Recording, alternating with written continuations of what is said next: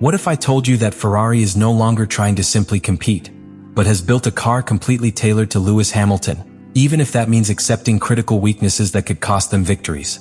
Because what they have revealed after the Chinese GP is not just a technical advance. It is a declaration of war that has left the entire paddock in shock. Ferrari has crossed a line that very few teams even dare to consider, and it has done so at the most critical moment, when all eyes were on whether the project with Hamilton really had solid foundations or if it was simply a media bet without real technical depth. What has been seen in China completely changes that narrative, because the SF-26 is not only different, it is a car built with an extremely clear philosophy that breaks with the traditional balance that leading teams usually seek. From the first analysis after the weekend, it is evident that Ferrari has made a radical decision to prioritize traction, cornering behavior, and the ability to activate the tires as much as possible, even if that means losing performance on the straight. This is not an unexpected defect, it is a direct consequence of the concept. The car is designed to be dominant in the areas where Hamilton has historically made a difference, allowing him to exploit his driving style with a confidence that he did not have in previous stages, especially in corner entry and exit where the SF-26 displays a stability and response that few cars on the grid can match. But this decision has a price, and in China it has been completely exposed. While Ferrari gains time in the technical sections, it steadily loses time on the long straights due to a structural problem in hybrid power management. The clipping phenomenon appears earlier than expected, leaving the car without that crucial electrical boost in the last meters of acceleration. This creates a very clear image on the track. Ferrari competes, presses and stays close in corners, but is vulnerable every time it enters a long straight, where its rivals can attack with greater sustained power. And this is where the SF-26 reveals its true nature, because far from trying to correct this problem immediately, Ferrari has decided to build its performance around its strengths. The car does not seek to be the fastest in everything, it seeks to be unbeatable in certain scenarios. Its tire operating window is wider, its heating capacity is superior, and its behavior in the initial phases of the race allows it to place itself in key strategic positions from the start. This explains why the team has proposed aggressive strategies, almost like commando operations, where the start and the first laps become the decisive moment before the car's limitations come into play. The most shocking thing about all this is that Ferrari is not hiding this approach. On the contrary, it has shown it openly. The famous Macarena rear wing is the perfect representation of this mentality, an extreme, risky concept at the limit of the regulations, which not only seeks performance, but also redefines how active aerodynamics is interpreted in this new era. With this move, Ferrari is not only developing a car, it is marking the path of where the entire Formula One can evolve if no one manages to stop them in time. Thus, the SF-26 becomes more than just a competitive car, it becomes a total bet, a machine designed with a very specific purpose that revolves around Hamilton, but at the same time forces the team to live with obvious weaknesses. And that duality is precisely what makes the entire paddock on alert, because if Ferrari manages to solve even a part of those problems, the balance of power in Formula One could change drastically. The problem is that any radical bet in Formula One always reaches a breaking point. And in the case of the SF-26, China has been exactly that point where illusion confronts reality. Because it is one thing to have a clear concept, and quite another for that concept to be enough to win in a championship where every detail counts. Ferrari has shown that it has a car capable of competing in certain conditions, but it has also revealed that, in its current state, the SF-26 is not the most complete package on the grid. And this is what has really set off alarms within the paddock. While in medium and slow corners the car can match and even approach the pace of its main rivals, the difference on the straight is not only visible. It is structural, constant, and predictable. This creates a very delicate situation, because it forces Ferrari to run imperfect races on a mandatory basis. They cannot allow strategic mistakes, they cannot get stuck in traffic, and above all, they cannot lose positions at key moments, because making up ground on a straight is extremely complicated with this car. Each overtake becomes a challenge, each defense an exhibition, and each lap a millimetric management of their strengths and weaknesses.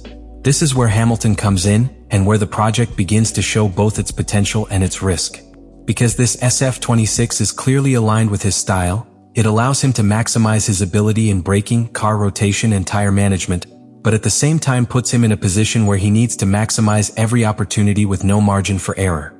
It is not a car that simply does the job, it is a car that demands absolute precision, race reading, and perfect execution in every phase. And while Ferrari is committed to this approach, Mercedes has taken the opposite path.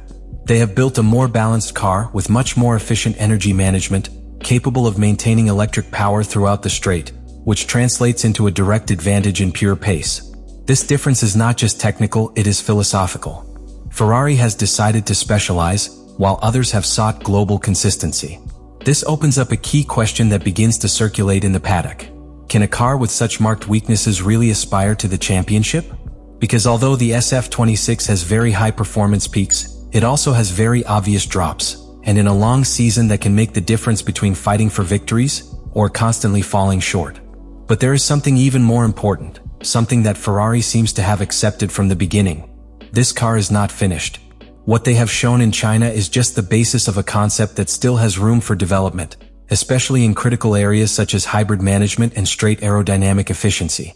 And if they manage to close that gap even partially, the balance could change completely.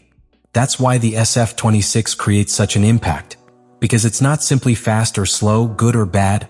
It's a car with enormous but incomplete potential, a kind of weapon that is not yet fully tuned.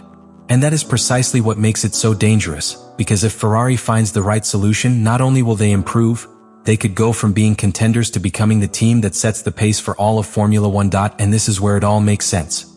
Because what Ferrari has done with the SF-26 is not simply taking a risk, it is fully committing to a vision that can define its future for years. China has not been just another race, it has been the moment in which the team has decided to show its cards, making it clear that this project revolves around a very specific idea. Building a car that, in the hands of Hamilton, can make a difference where others cannot. But this also means that Ferrari has accepted an uncomfortable reality. They know that right now they don't have the most complete car, they know that there are obvious weaknesses in energy management and top speed, and yet they have decided not to take a step back.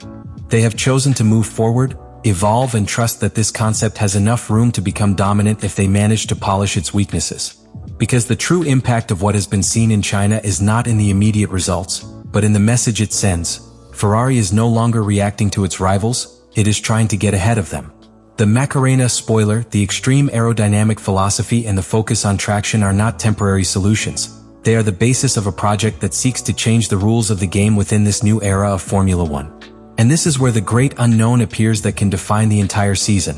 How long will it take for Ferrari to close that gap that today separates them from being the most complete car? Because if they manage to improve energy delivery, if they manage to maintain power on the straight without sacrificing its strength in corners, the SF-26 will go from being a competitive car to becoming an absolute reference. The most disturbing thing for the rest of the teams is that Ferrari does not need to reinvent the car, it only needs to optimize it. The foundation is already there, the concept works, and the performance in certain areas is already at the level of the best. That means that any improvement, no matter how small, can have a huge multiplier effect on your overall performance. So what Ferrari has revealed after the Chinese GP is not just the current state of the SF-26. It is a warning.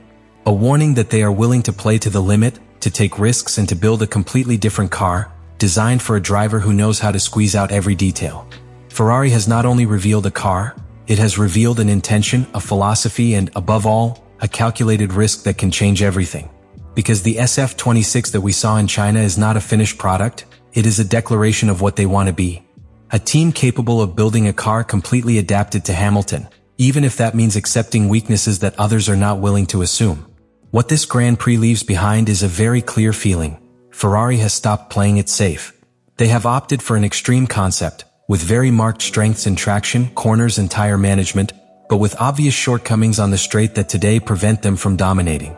And yet, the most worrying thing for their rivals is that, even with these limitations, they are already capable of competing. Because if anything has become clear, it is that the SF-26 has a solid foundation, a real competitive DNA and a potential that has not yet been fully exploited. They don't need to remake the car, they need to perfect it. And in Formula 1, when a concept works from the ground up, the improvements can be exponential. So the big question is no longer whether Ferrari can compete.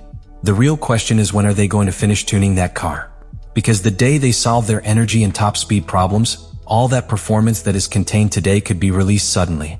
And if that happens, we will not be talking about a simple evolution, we will be talking about the car that can put Hamilton back in the center of the fight for total dominance of Formula 1. Let me know in the comments what you think about all this.